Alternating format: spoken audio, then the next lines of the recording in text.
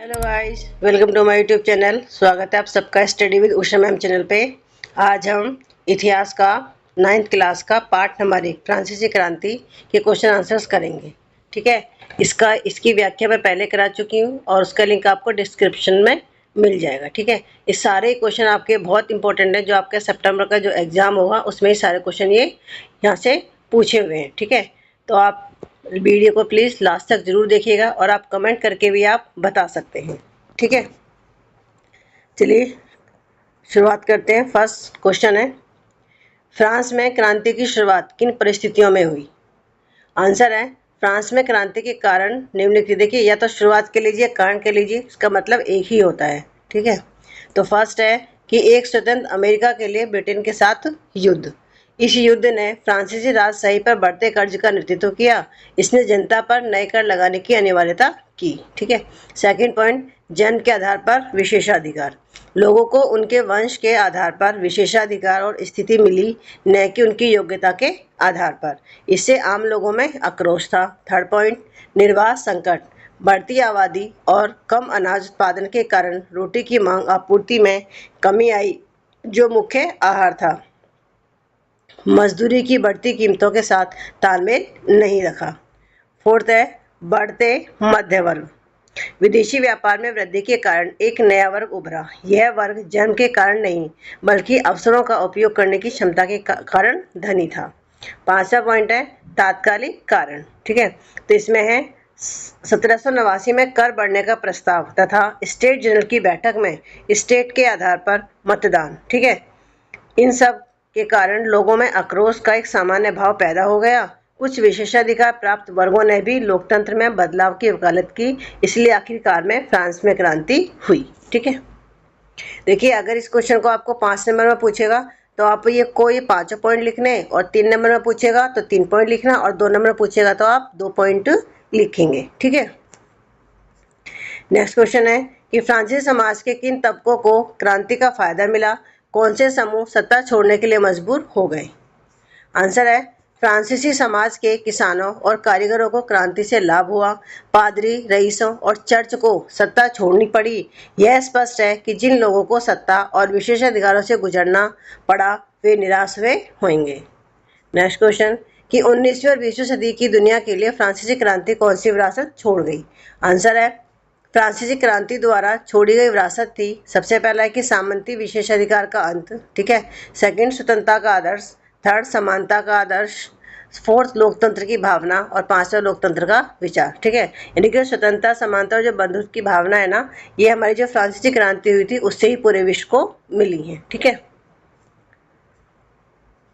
Next question, Napoleon के उदय को कैसे समझा जा सकता है? आंसर है, जैकोबिन सरकार के पतन के बाद धनी मध्यम वर्ग को एक बार फिर सत्ता हासिल करने का अवसर मिला। नेक्स्ट पॉइंट, एक नए संविधान ने समाज के गैर संपत्ति वर्ग को वोट से वंचित कर दिया और 2 विधान परिषदों के प्रावधान किए। एक हाथ में शक्ति के एकाग्रता के खिलाफ सुरक्षा। थर्ड पॉइंट, इसके बाद इसने 5 सदस्यीय कार्यकारिणी नियुक्त किया, जिसे निर्देशक के रूप में जाना जाता है। फोर्थ पॉइंट, निर्देशक अक्सर विधान परिषदों से भिड़ जाते थे, जो तब उन्हें बर्खास्त करने की मांग करते थे। लास्ट पॉइंट है, निर्देशिका की राजनीतिक अस्थिरता ने सैन्य तानाशाह नेपोलियन के उदय का मार्ग प्रशस्त किया, जिसने 1793 से 1796 के बीच अधिकांश मध्य यूरोप पर विजय प्राप्त की और ऑस्ट्रिया, प्रूसिया और रूस को हराकर राष्ट्रीय नायक बन गया। ठीक है, नेक्स्ट क्वेश्चन है कि लुई 16 के सिंहासन पर बैठने के समय राजकोष खाली होने के क्या कारण थे? ये क्वेश्चन आपका पूछा हुआ है। ठीक है, आंसर है कि राज्यारोहण के समय उसका राजकोष खाली था, जिसके निम्नलिखित कारण थे। फर्स्ट पॉइंट है कि लंबे युद्धों के कारण वित्तीय संसाधनों का नष्ट होना। सेकेंड पॉइंट, पूर्ववर्ती राजाओं की शान शौकत पर फिजूल खर्ची। थर्ड पॉइंट, अमेरिकी स्वतंत्रता संघर्ष में ब्रिटेन के खिलाफ अमेरिका की सहायता करना। और फोर्थ पॉइंट है, जनसंख्या का बढ़ना और जीविका संकट। नेक्स्ट क्वेश्चन, तृतीय स्टेट की व्याख्या कीजिए। आंसर है, फर्स्ट पॉइंट, तीसरे स्टेट में किसान, भूमिहीन, मजदूर, शिक्षक आदि शामिल थे। सेकेंड पॉइंट, यह फ्रांसीसी समाज का सबसे निचला तबका था। थर्ड पॉइंट, उनके पास कोई राजनीतिक अधिकार नहीं था। फोर्थ पॉइंट, राज्य या चर्च द्वारा लगाए गए सभी करों का भुगतान उनके द्वारा ही किया जाता था। फिफ्थ पॉइंट, फ्रांसीसी क्रांति के दौरान उन्होंने जन्म से प्राप्त विशेषाधिकार और सामंती विशेषाधिकारों के खिलाफ लड़ाई लड़ी। नेक्स्ट क्वेश्चन है, 1791 के फ्रांसीसी संविधान द्वारा किन अधिकारों को प्राकृतिक और अविच्छेद के रूप में वर्णित किया गया था? आंसर है 1791 में नेशनल असेंबली ने संविधान के प्रारूप को पूरा किया। सेकंड पॉइंट, संविधान मनुष्य और नागरिकों के अधिकारों की घोषणा के साथ शुरू हुआ। थर्ड पॉइंट, जीवन का अधिकार, भाषण की स्वतंत्रता, कानून के समक्ष समानता जैसे अधिकार प्राकृतिक अधिकारों के रूप में स्थापित किए गए।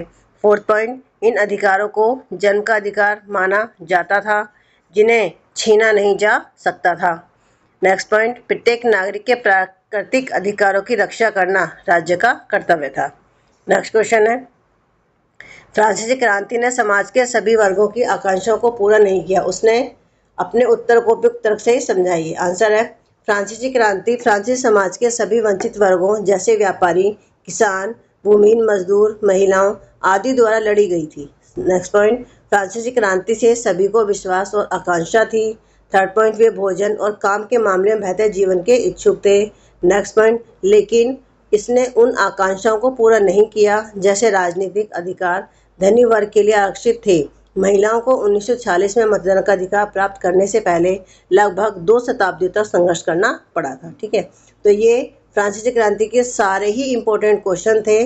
ठीक है, अगर कोई भी क्वेश्चन पूछा जाएगा तो इससे बाहर आपसे नहीं पूछा जाएगा। ठीक है, तो ये क्वेश्चन थे और प्लीज़ मेरे चैनल को लाइक और सब्सक्राइब जरूर करें, साथ ही और बच्चों को भी शेयर करें ताकि उनको भी इसका फ़ायदा मिल सके। ठीक है, आज की वीडियो बस इतना ही, मिलते हैं आपसे नेक्स्ट वीडियो में। Thank you.